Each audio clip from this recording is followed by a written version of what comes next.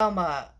Velma episodes 3 and 4 just dropped on HBO Max today, and let's talk about them. If you're here to just attack the show and not actually listen to an actual review, an actual criticism of the show because you're a right wing piece of shit who thinks that gays and black people shouldn't be in media, then click off the video now.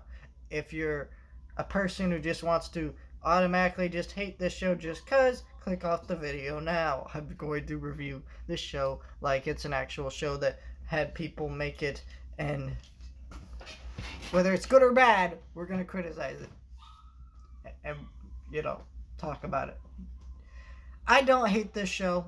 I do not think that these episodes were actually as bad as the first two episodes, and I didn't really think the first two episodes were bad until these ones came out, and I kind of see the more negative aspects of those first two episodes. Here's the thing: those first two episodes do what a lot of shows do, which is their most edgy, most in your face jokes are usually packed into those first two episodes because they want to see how far they can take things.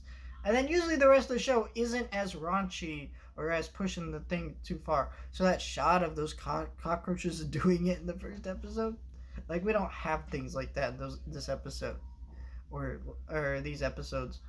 And I appreciate that, not because I was like super angry about it the way some people were. I was just more just like, all right, I see now why it's a little bit off-putting.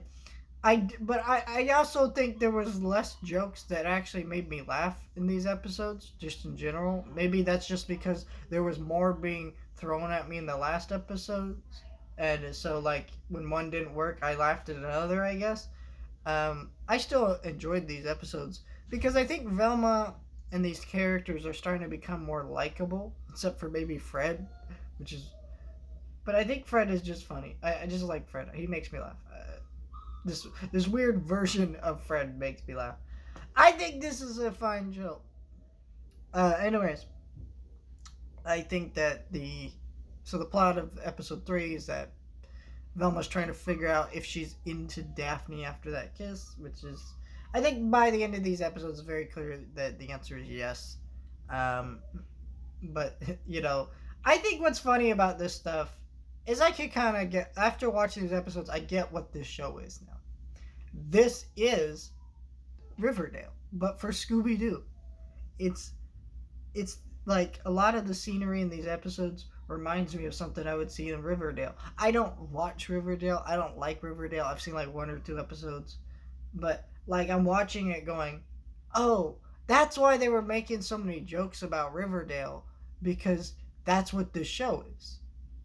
Right? Like Riverdale's an adult version of Archie and it's a murder mystery. So's this show. This show's a murder mystery that's an adult version of it. Now, where that's different from Riverdale is like very bad in terms of like it's trying to be serious and be taken seriously as a show. This is not. This is a comedy.